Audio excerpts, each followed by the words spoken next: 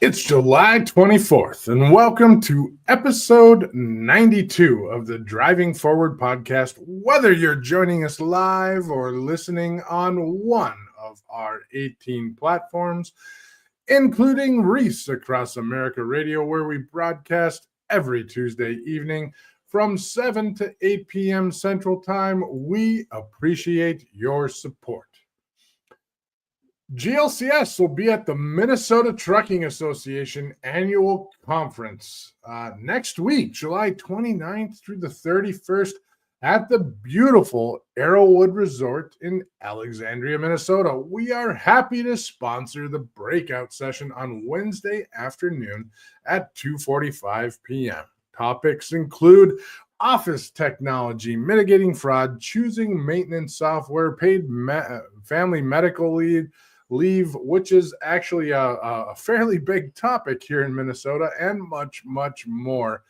We are excited to see everyone there. If you're golfing on Tuesday, we'll be around. Pete Matta and I will be swinging some clubs along with, I think, Jeff Resch from Uber Freight and Todd Waldron from Truck Stop. So our team is I don't know. Outside of myself, they're going to look pretty. I think Waldron knows how to play. So, but we'll be there. It's one of my favorite events of the year. So looking forward to that one.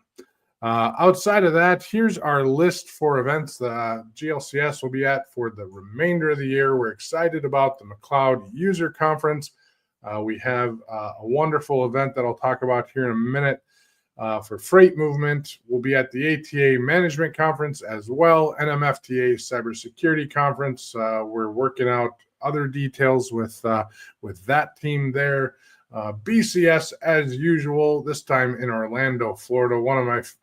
Lots of people say they don't like conferences in Orlando.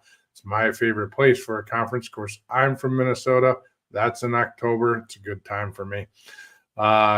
Trimble Insight in New Orleans. That is a little later than it usually is. Typically, Trimble has their conference in September.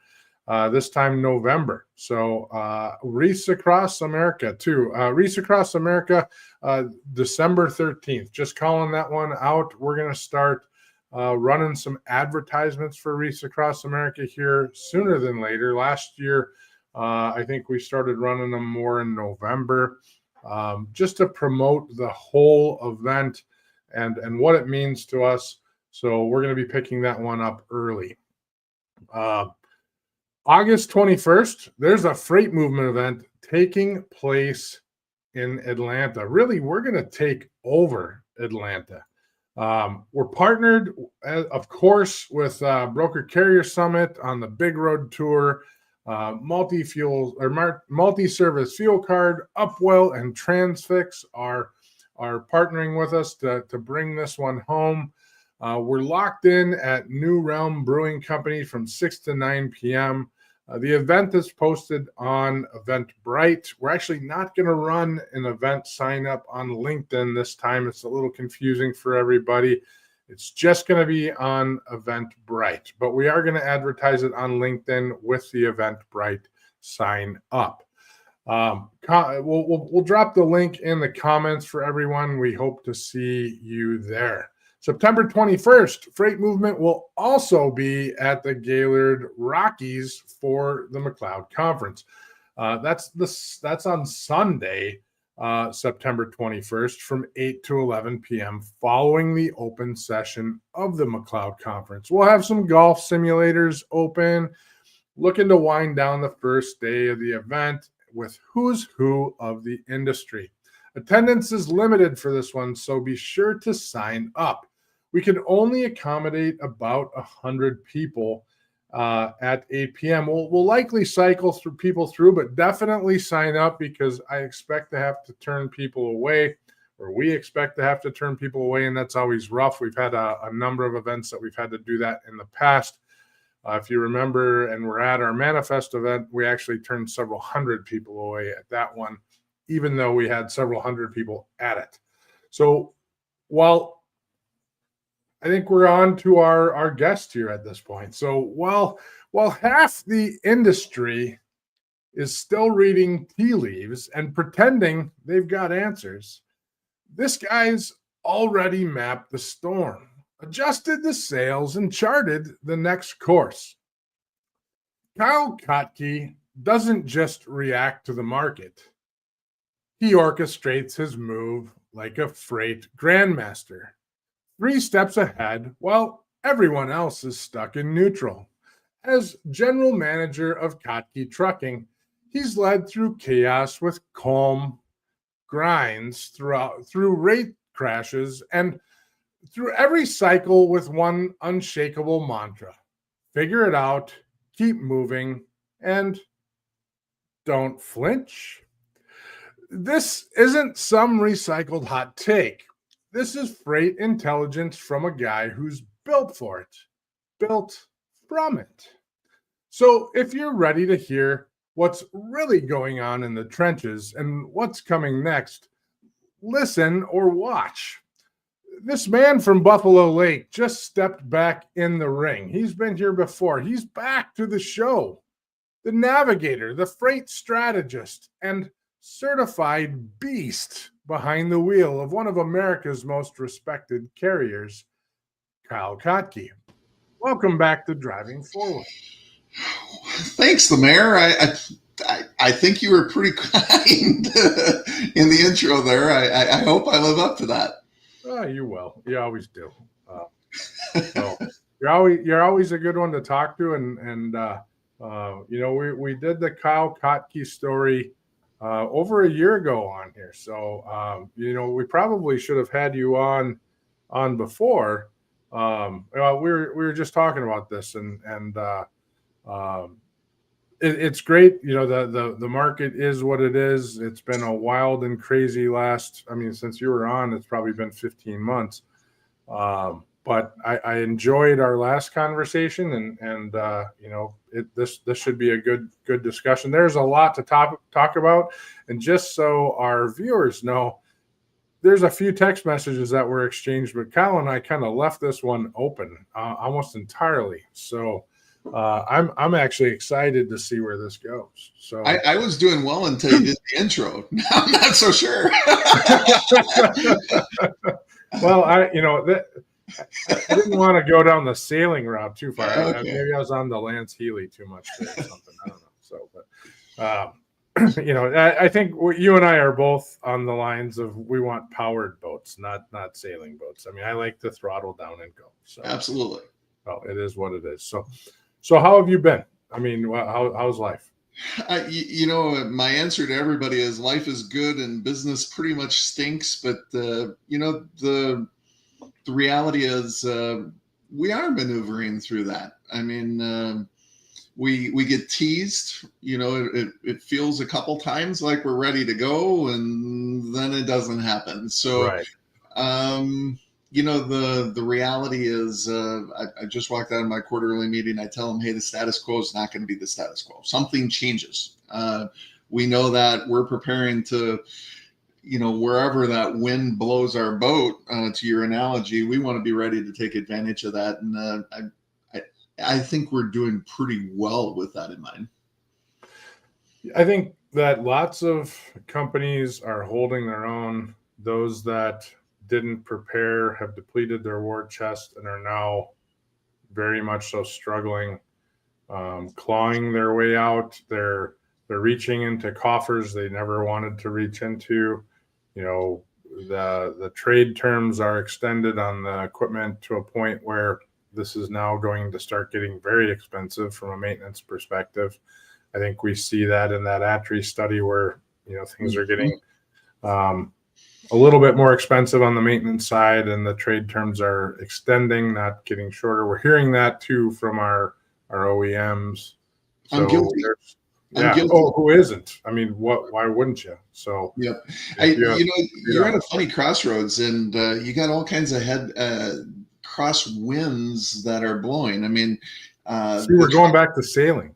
Yeah, I'm leaving the motor off. We're going to do with the winds here, but the right.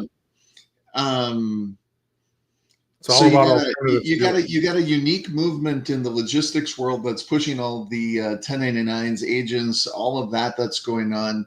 You're watching them post incredible margins, and everything that's going on. They think they're the smartest segment of the industry right now, and they might be. And you got customers that are either deciding to latch on to long-term providers and they're going to keep them afloat, or they're trying to drive in the last nail. I hope it's the last nail. Holy freaking Hannah, we can talk about that all day long. And it kind of feels, for a lack of, forgive me for a biblical, it feels like the parting of the sea a little bit. You know, you're kind of feeling that, and you're feeling that, and it feels different. The people I talk to in my circle, I always make a bunch of phone calls before I go into a quarterly meeting. They agree. I mean, the COVID money is gone. You know, all these other things are gone. Everybody's where they're at. You're seeing some fleets downsize. You're seeing some fleets take advantage. It just feels awkward. And that sums it up in a word. No, I concur on that. I agree. There are people winning. Yes. Some are very vocal about that. You called out the 1099 brokers, the 1099 brokers that are out there. There's not a huge number of them. So, but you have anytime you have somebody who's extremely gritty and dynamic, you're going to have a better chance on winning there than anywhere else. What you don't see is how everything behind them wraps up. So, yep. So I will that model last at scale? I don't think so. When you put out 1,000, well, there's not 1,000 companies. There's less than 1,000 freight brokerages with 10 employees at them. Yep. So you will not see that scale to 1,000 companies. It can't. There's not enough sustainable business. So who knows where that goes? But from a trucking aspect, when you look at scalability, is anyone really, really winning? You know, at best, you have LTL carriers doing okay-ish. But outside of that, you know, I think it's a matter of holding your own and trying to maneuver through the market. But, you know, supposedly we're back to the normal truck count that we're supposed to be at. But everybody optimized over the last 5 years and now knows how to load trucks better, knows how to put more freight on trucks, has better routing. So did we even need that many trucks on the road anymore? Do we need to go further? You know, and you're obviously, this is your world. So now I'm going to be preaching your, not only did we do what we did in the next 5 years, we can talk about what we're about to do in the next 18 months. Right. I mean, we're jumping on board. We're making investments. We're going to be smarter in 3 months from now than we were today or 3 months ago.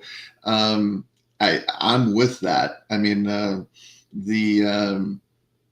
I tell my team that trucking is going to look terribly different, at least from the inside, by December 2026. I truly believe that. And we're banking on that. Yeah. Well, there's some, so I mean, from a technology standpoint, you just see it, and we'll talk more about the ATRI study, and at some point we'll pull up and dissect that grid that they came up with over the last, well, not came up with, but their study over the year over year since 2013. But you just see how carriers have been becoming more efficient to combat all the increase in costs. But it seems like right now that is a losing battle. So we've now hit a threshold that you just can't win. Well, there's only so much water in the towel, Nate. I mean, we can wring on that sucker as hard as we want. It dries out, yeah. You know, and most of us are there. You hinted on it earlier, but you might find it funny. There was a bank that I haven't dealt with in 3 years, walked through the front door, said, "What can I do for you today?" I said, "Go repo the trucks you're supposed to repo." I mean, you can't do anything for me. Yeah, exactly. Just right. Help us get to the other side. So yeah. Go do your job. Don't talk to me. So I said that. I got nothing. Go do the other side of your job. Right. Absolutely. I think there's a truth to that. I mean, there's so many answers to that's true. So make things come to roost that should have, and hold people accountable. So yeah, Well, I we don't got so many want things to that take have artificially made this cycle so long, right? With the bank's involvement and the money from the government on the front end sides, and you know, it feels oftentimes like the tail's wagging the dog here. I mean, just simply because of how this thing's set up, and I can say with confidence that that the journey is coming to an end because there's nothing left to wag. I mean, my team consistently is changing and tweaking and doing their things, and next 13 weeks we're going to do this. But I'm here to tell you those decisions. The meat's gone and the bone is here, and eventually something changes. So Yeah. I'm fortunate. I got an 80-year-old balance sheet. My grandfather taught me how to live on nothing. I live in a Rambler home. My pickup's got rust on it. So life is good here. So I don't get me wrong on that, but not everybody can say the same. No, I'd say it's a pretty substantial amount of organizations that are having this conversation, and they're not in that same position. So, and they are starting to pull levers that are not levers they want to pull. They have 7-year-old trucks that they're thinking about refinancing. They currently don't have payments on them, but instead of that, they're saying, okay, I need to refinance. Instead of selling, they're refinancing the ones that they're operating, and that's not a good move. They're worth more to them as a loan item than they are the cash that they're worth on the market, and that's scary. Yeah. And those are, I mean, that's a survival tactic, and you can't ever say anything against somebody for surviving. So honestly, the reason that this is so long and so painful is because it's maybe the most stand-up industry in the entire world. Yeah, we don't give up. You got a bunch of people in this industry that are going to fight until there ain't any fight left in the dog. And I tip my hat to every single person that's doing exactly what we're trying to do too. Yeah. You don't give up, you keep swinging, and that's the way this industry has always worked. But that initial cash allowed operators to run even though they were already out of business. And yes. So now, instead of taking these positions that they're in currently, they should have been in that position several years ago. Yes. And it is what it is. So, well, I had a guy that told me, and I think you'll love the analogy because you alluded to it. The companies that move the levers earlier, smaller, now can still make the lever moves smaller later. And the ones that shove their head in the sand are now needing to take those levers and slam them to try to make, because they thought the market was going to save them, right? Right. So you've seen two different approaches. Those of us in the background that are just niching that and pushing that lever, or on your speedboat, right? We just constantly continue to push that throttle forward. And then you're finding the ones that did nothing or couldn't do nothing because of the makeup, and now they're stuck. Now they're figuring out that they got to really move meaningful things, and they're hurting. Yeah, and you flipping back to market, we when we look at market, so I've thrown out the market book, so I don't even listen anymore, and I haven't. So for the last 2 years, I've gone into every economist that every conference I go to, listen to every economist, and I've pretty much decided I'm not going to waste that hour or two at a conference anymore, with the exception of 1 or 2 economists. And the primary reason is it doesn't matter anymore, because it can change tomorrow based upon a tariff adjustment, primarily a tariff adjustment, some new negotiation, whatever the case may be, some new news. But it is literally just something that can happen. And if tariffs ever even out and stabilize, then our industry can stabilize, because our industry just needs a target, as has been proven time and time again. You just get a target, and we'll adjust to it. We can make that work. But if it's a moving target that we can't predict, We have no idea how to do that, and we will suffer over and over and over. So from a market projection, we people think that we've hit the bottom from a capacity standpoint. I don't know if that's true. I think that we're going to see it get worse. But I would agree. Once demand improves, so I think that's the key word is demand, right? So and that's consumer confidence. And I don't even see that coming around anytime. And I mean, just as a consumer, who wants to buy anything? So I'm fairly certain that I've read this, and you probably are more detailed than me. I don't believe trucking's ever recovered by capacity. It's always recovered by demand. Right. Absolutely. Capacity can exit and will exit. I'm very, very confident of what I hear in the background that we're going to lose capacity. But the reality is we need something to happen on the demand side in order for us to get to a point of where we want to be. I don't believe that we have good control over our capacity numbers anyway, because when a company loses capacity, that capacity shifts to another company. Yep. And we don't necessarily have the exact detail on how that shifts and as fast as it can shift. So when an MC goes away, it could be brought on to another company and you don't even know it. And you probably won't recognize that for a year or so or two in the data. That may change in the next year or two with some of the way that we're looking at some of the data, but I just don't see it happening anytime in the near future. So, the only thing that would maybe be different about this cycle is, you've got the half of the market that can obviously move and absorb. There's no question about that. But in a normal cycle, you probably got 80-ish% of that market that can absorb capacity and do their thing and take it. There's segments of our industry that just simply won't be able to put on capacity no matter what. Right. And it, to me, feels fatter, thicker, or more of the market in this turn than maybe in some of the other cycles I've been in. So that's interesting. I mean, now it just makes it, if you're one of the ones that are more fluent and can move, it just makes it more interesting for you. I mean, but I don't know that pool's as deep as it's been in turns past. So we got a comment here, and then I want to do a little feeder on some tactics on how to maybe reduce some costs, some thought around that. Then we'll go to break.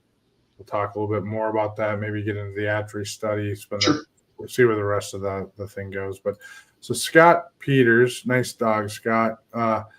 Hey guys, thanks for the insight. Fed must drop the rates ASAP. The economy is ready to rip. What do you think about that?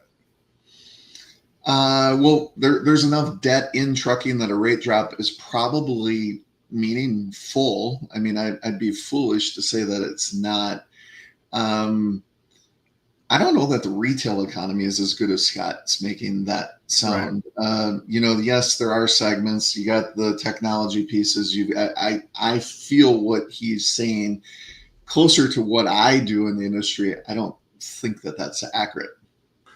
Yeah, I go with. I think that every trucking company would benefit from a rate drop just from an expense reduction. Yes. But I don't think you'd see trucking companies go out and buy more equipment right now. I don't think. Now, that being said, would we go out and buy houses? I think so. That's my experience in transportation is when housing jumps, everything else is going to start going with it. Housing and automotive. And I don't think automotive's ever coming back. I think it's gone. Like people are not going to buy cars the way that they used to pre-COVID. Nope. Whatever the case is. So I would agree. And I also agree that the consumer will drive my segment of the industry. So if the drop, remember there's more lines of credit in trucking exercised or with a balance on it today than ever before. So we'll get that as an expense item to your point.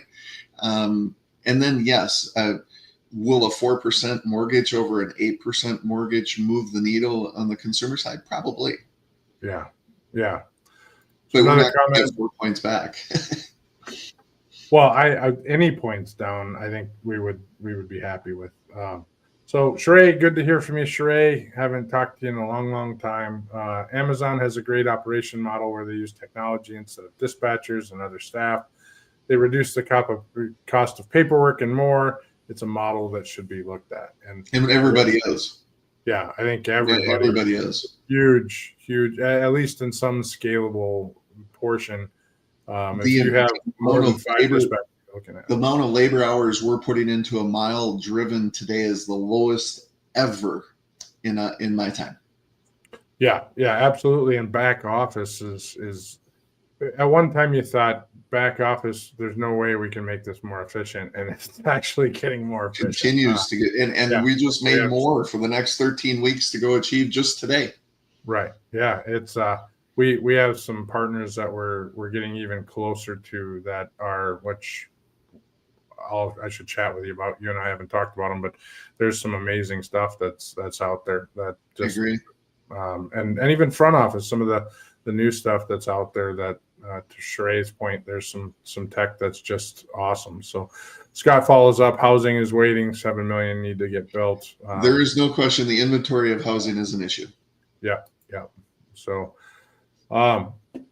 so let's spend a couple minutes chatting about just some feeders, and then we'll come back in after break and dig in more about some strategies about cost reduction. So, you have a trucking company today, and what are some basic tactics? I definitely have some, but I'll let you go first. What are some things you should look at right out of the gate to reduce cost? Assuming somebody's not looked at it, look at the largest expenses first. That's fuel. So miles per gallon, idle, cruise control settings. Be very cautious of be fuel smart is what we call it here. And as your truck gets older, it gets harder. I get that. We get it. But if you're not doing it, start there. Go through your GNL. Your GL will tell you exactly what you want to know. Just most people aren't willing to go down it line by line by line and discuss what's in each one of them. Sadly, a company my size found $1 million going line by line in a GL. Means we ain't doing it enough, obviously, but you can find it. So the reality of how that looks is just go get it. And many times that goes into training, cross training. Many times we overstaff because we don't know how coverages work. So all of those things should be sorted through. But if you're in a market like this, you're not going to probably win on the top line. If you are, it's going to be through either efficiency or deadhead. It's probably not going to be through rate. So those are the few tips that I'd give anybody who asks. Yeah, absolutely. Fuel is the first thing we look at. So first thing, and thanks, Sheree, for the comment. This is an essential conversation. I'm glad I could catch you today and appreciate you watching. So fuel, absolutely first thing. Second thing that we look at is how paper moves through an organization. So because that is a cheap technology solution to deploy. Those couple of things are great to look at. And I agree with you. We are a technology company. We don't move freight. We have a bunch of people that work at homes and in an office, and mining through your general ledger and looking at every expense. It's something I don't do as religiously as I should, but I need to. So I just did it yesterday, and that's one that you just need to do it. If you haven't done it, it's flattering. There's stuff in there that you would never believe unless you actually did the exercise. And it's not going to do anything more than make you mad when you do it. So you should do it more often and then not be mad. So because we spend what on what? It's going to come up.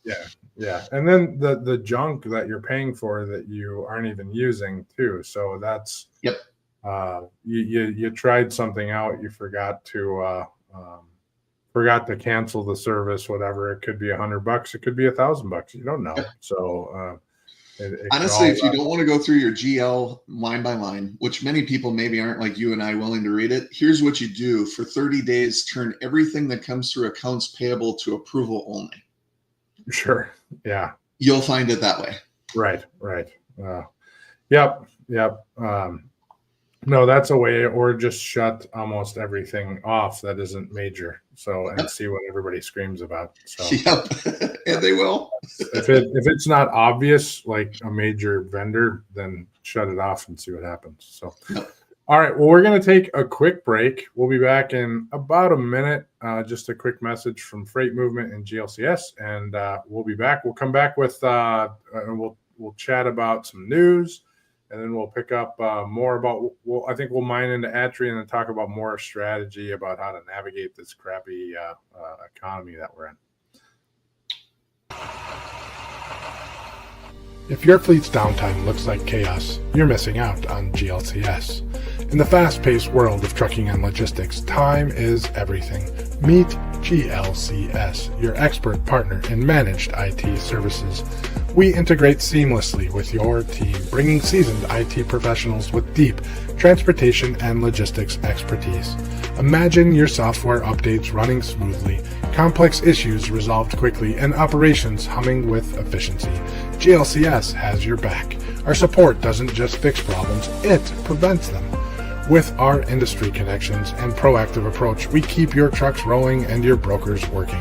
Think of us as the added resource your company needs to unleash its full potential.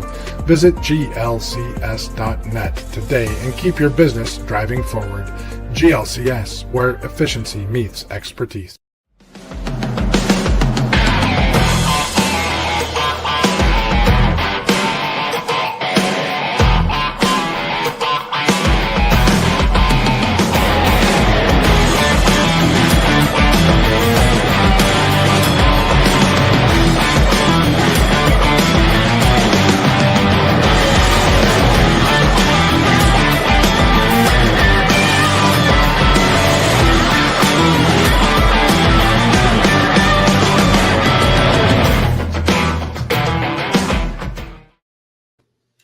And we're back. I was trying to get an image over to work on it. I didn't get there.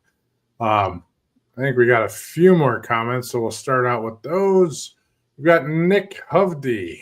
Nick is now a good. Yeah, what's that? I know Nick. Hi, Nick. I know Nick too. So all right. Nick's actually been on the show last year at MTA, I think, and another time. Cool. Yeah, and good, another good. time we had him on twice, I think. So is now a good time to consider investing in technology from a spend money to save money make perspective? I'll let you take that one first. Yes, absolutely. Absolutely. Yeah. Maybe your ROI cycle gets shorter during these times because you need that turn than they are in a normal cycle. But if you're stopping investing and continuing to bury your head in the sand, you're just going to lose further. Nick says, I've been in the background of the industry for a few months. Miss you guys, and thanks for all that you do. So, Nick, to piggyback on that question, that's what we do. So you got any questions there, you know how to reach me. But and I think I know where you're at now. But there's ways to lose money by buying tech, but there's certainly a lot of great solutions out there. And we see a lot of companies investing in those good solutions. So, I think Kyle and I talked about fuel. If you're not using fuel optimization, depending upon what segment of the industry, and if you're, I have static routes, then you don't probably need it. But if you're doing over the road regular out freight and you don't have fuel optimization, you're crazy. So that's like saving a nickel plus a mile right there. So remove it. So have a committee choosing your technology. Remove the person that appears to be most emotional. Just get them out of the room, and then have it. So now you're not going to have the shiny object thing going on in your room, right? Because everybody loves to buy the shiny object, right? Get that out of your room. Sit down, talk about it. Can this do this? Go. I mean, right. the hard part about the industry, Nate, and I got to be careful because I'm pretty sure the sponsors, your company. So, we don't have. Well, we have GLCS is the sponsor, but that we don't take sponsors, so we're good. Everybody wants truckers' money right now. Just be smart where you spend it. Yeah. Yep. Absolutely. I mean, don't beware of what you're buying. Beware of what you're putting into place. Ensure that it gets implemented cleanly. And that is what you guys do. So there is your ad that you didn't ask for, but I gave you. Appreciate it. So, Oman, he says, "Hi everyone. I'm really happy to be here. We love that you're watching. Appreciate you tuning in." All right, so I'm always not so great at sharing my screen, so we're going to try this and hopefully we get wrong one. So I already messed it up. So we'll try this one, and that didn't work right. So all right, give me a second. I'm gonna get rid of that, and we're gonna stop that. So all right, we'll share number one. So for you today, buddy. There we go. Okay, all right, now we got it.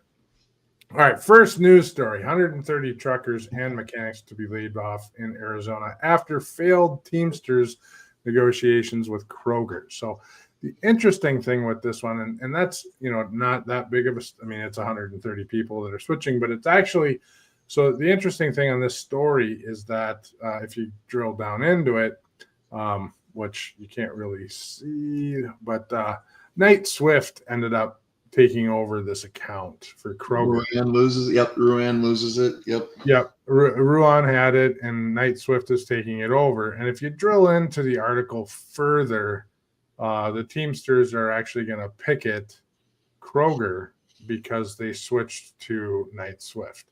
So the other thing is Knight Swift is intending, if you actually look into it further than that, Knight Swift is actually looking to do it with 70 or 80 drivers instead of 130. But, that's just an interesting story. So, Kroger chooses to go with a cheaper provider. That provider still is using drivers. But the Teamsters are going to now picket Kroger over that. So you don't have to comment on that being a business owner, Kyle, but if you want to, go ahead. So. I'm not a huge union. I don't have a union, so I don't know a ton of that. Kroger's in the ability to choose their provider for whatever their reason is. And I think I'm best leaving it right at that, right? Yeah, that's about where I go. I've had some experience with unions in the past, but I just, I thought that was interesting. Call it out. It's a story to watch. But given all the other discussions with truck lines that have been in union battles, I thought that was an interesting one. So next one, which is kind of hot off my formerly nicotine stained fingers.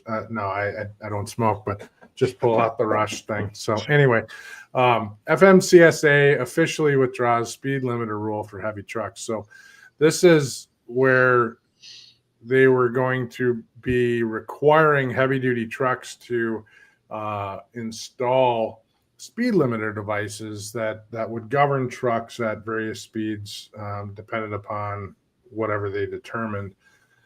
Whether that was going to be a blanket speed or it was going to be a one that was geolocated, I think was still in determination, but it has since been withdrawn, and we are not at a limiter scenario anymore. And I think we kind of saw this one coming with this administration, but have any thoughts on that, Kyle? I see both goods and bads. I'm a safety nut.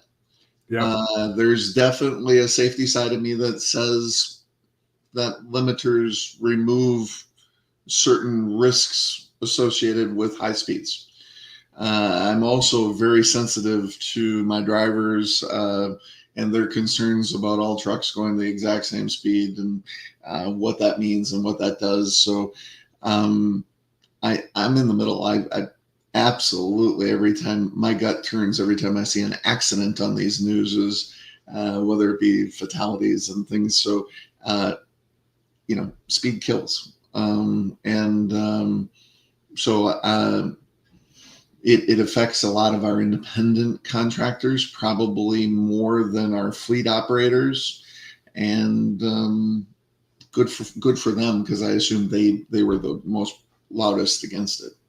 Yeah, I where I come in at it was primarily around speed variance. So, I have a great example of this one that popped up when I was driving. So I drove from Minneapolis down to Walcott, Iowa for the Walcott Jamboree a couple weeks ago.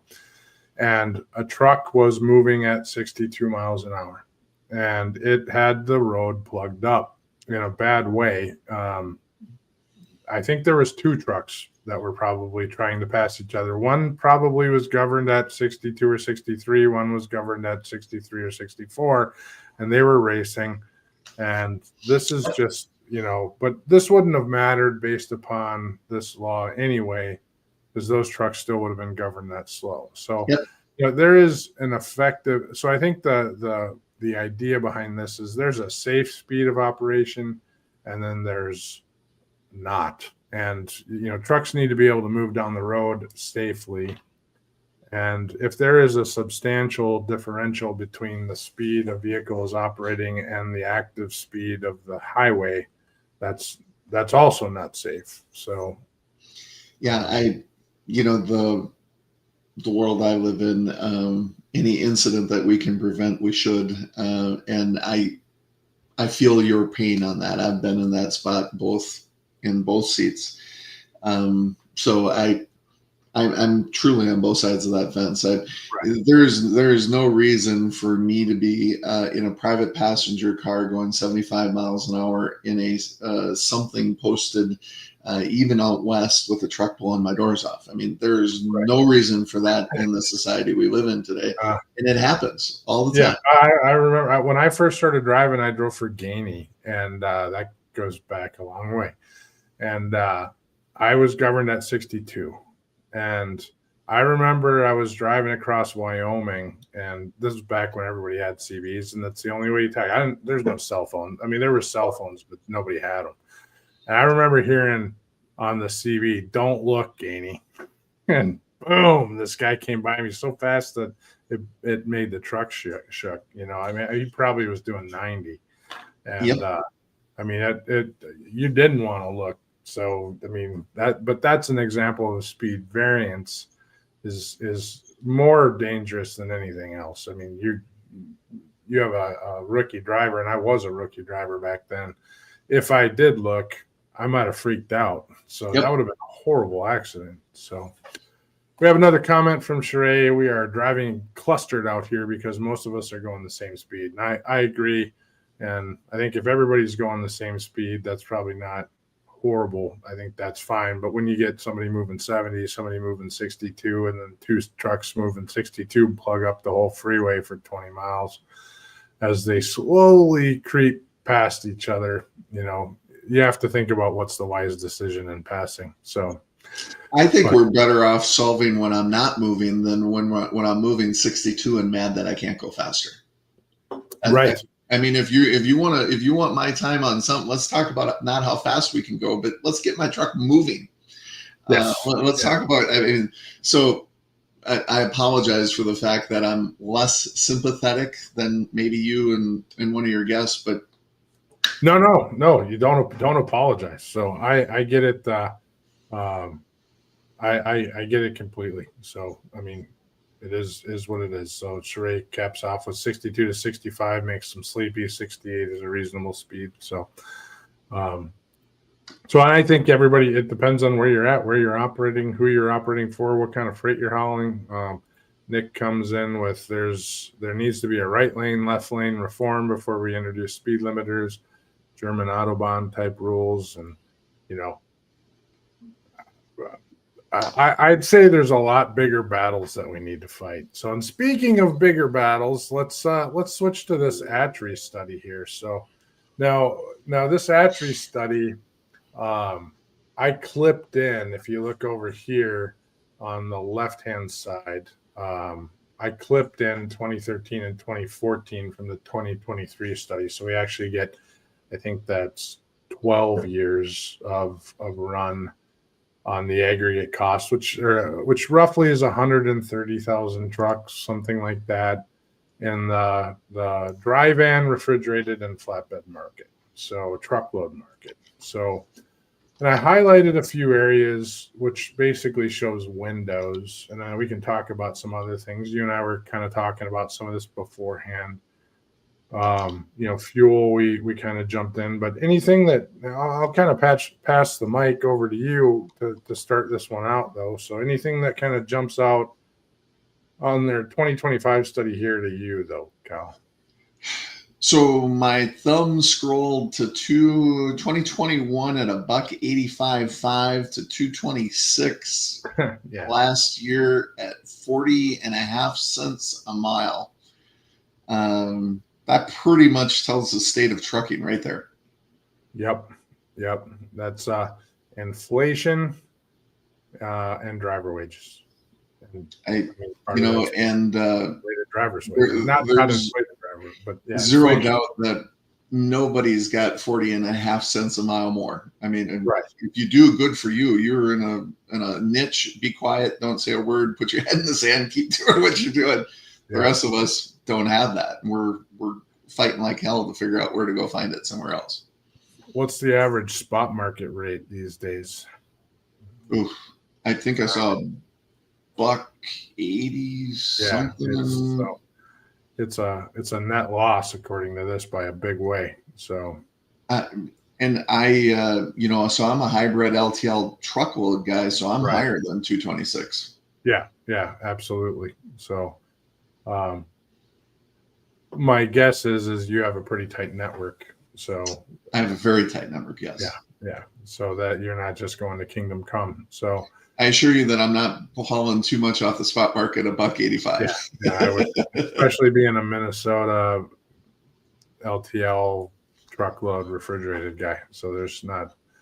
It's a little different out of here. So it is. The thing that jumped, the highlighted areas when I look at fuel cost, and just the fuel cost alone, 64.5 cents a mile in 2013. And that, if you go back to that, that's, the DEF era where we were trying to figure out how to function.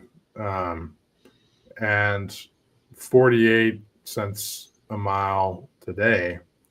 And average cost of diesel per gallon in 2013 was $3.87 a gallon in June. And in June of 2025, it's $3.59 nationwide. I just grabbed a number.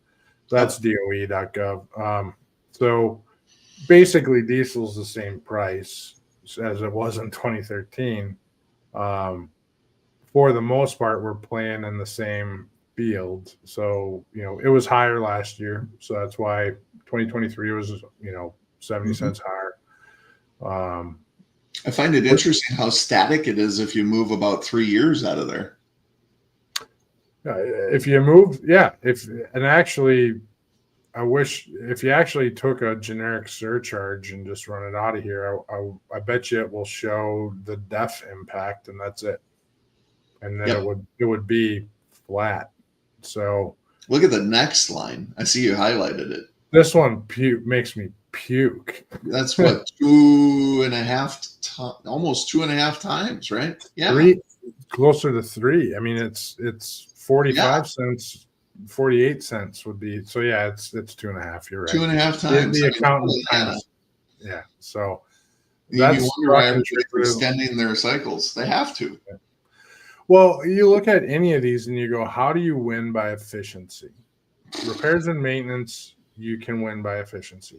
Yep.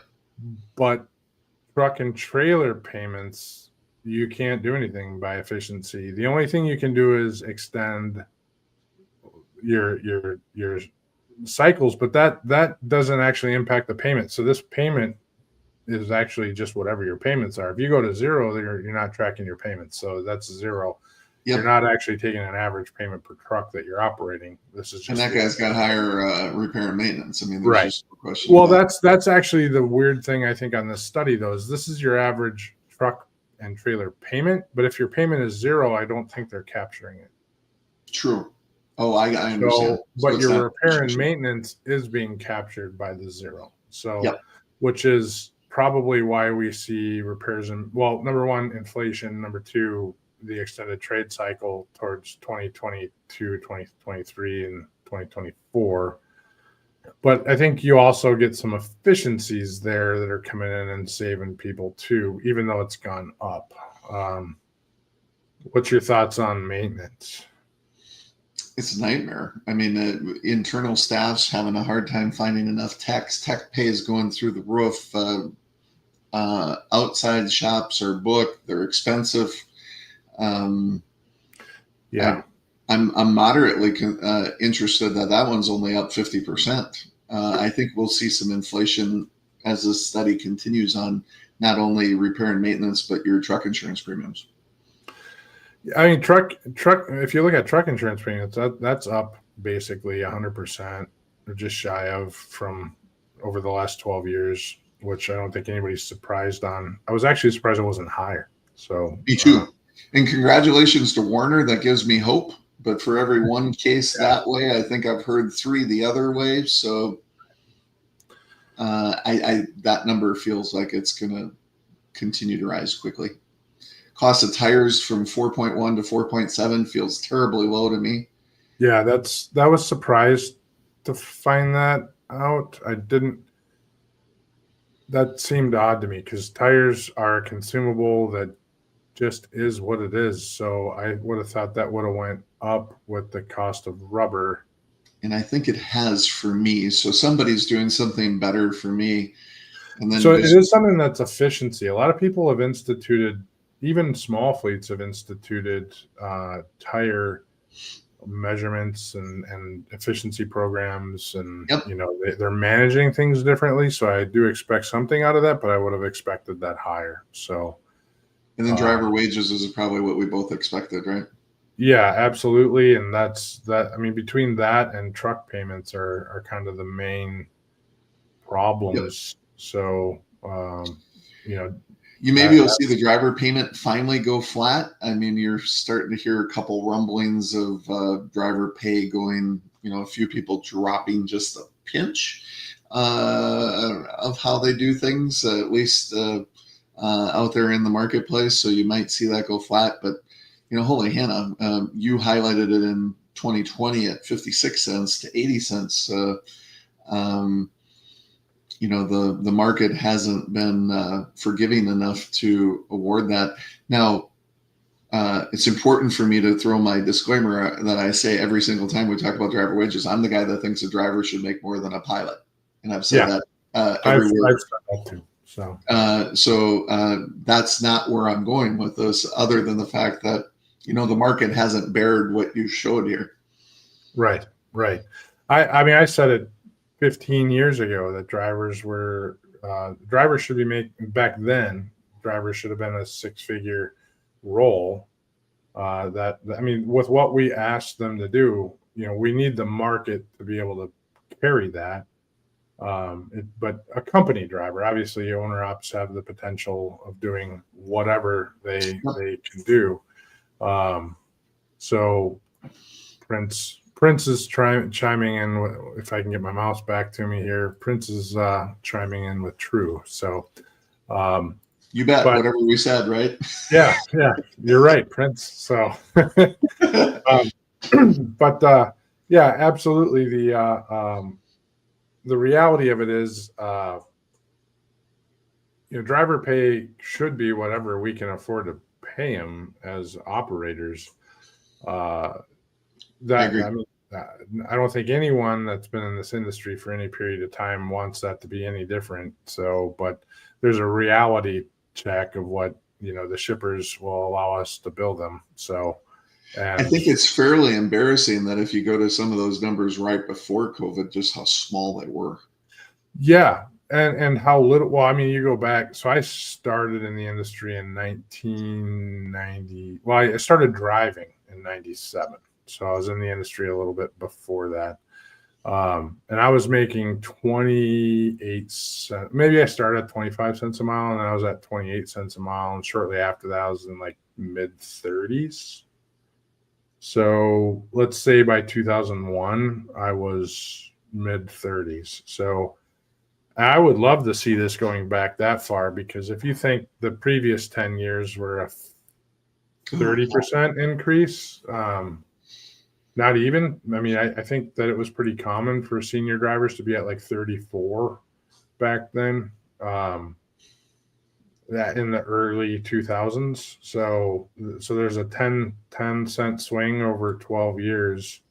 And then you have, I mean, effectively a double of pay, 36 cent swing over 12 years. So that's wild. But yeah, I mean, I basically made a quarter of a mile when I first started driving. So yeah, and of course you've got the guys that are retiring one by one that are telling you that they made more in 1982 than they made and boy, does that make my heart sink. Yeah, maybe they took it home. I don't know. I love. Yeah, there we go. Prince. There it is. The reality of it is I love talking with people that came on before deregulation.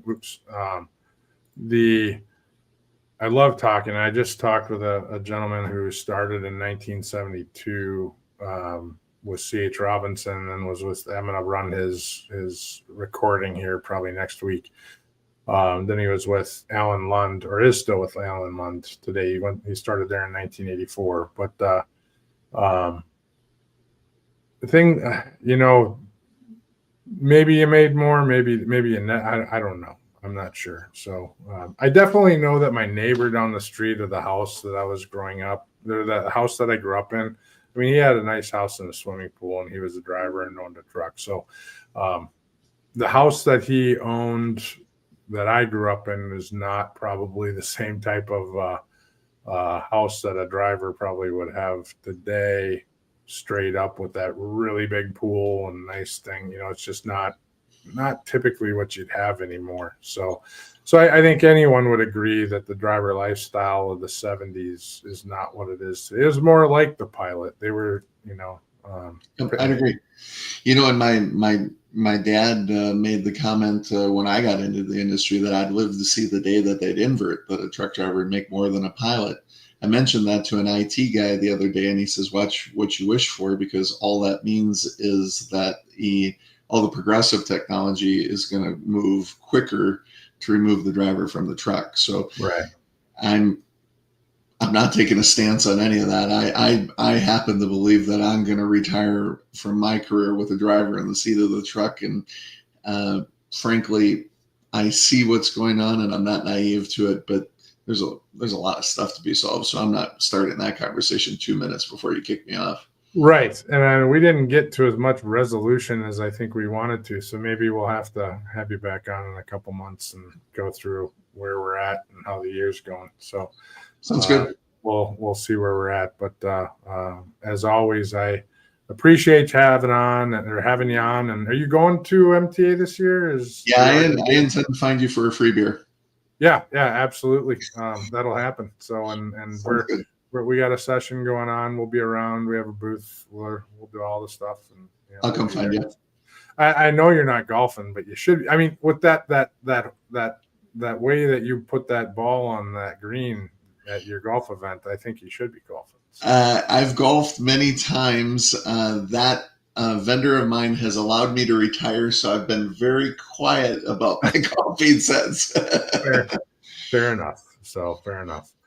All right, Kyle. Well, hey, I appreciate the time. I think Prince says enjoying this, guys. Appreciate you tuning in, Prince. Appreciate all the comments. Appreciate everybody that tuned in today. But yeah, once again, Kyle, we'll see you maybe Tuesday night then. So you got it, buddy. I appreciate you. Yep. Talk to you soon. All right.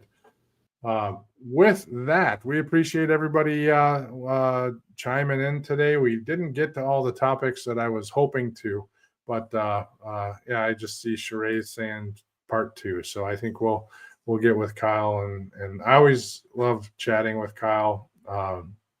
We go all over the place. So we'll circle back to that somewhere maybe in October if we can. So with that, we're coming up on our time. We'll skip the outro and just go stay curious, stay informed, and keep pushing the boundaries of what's possible. Until next time, drive forward with purpose and innovation. Thanks for watching.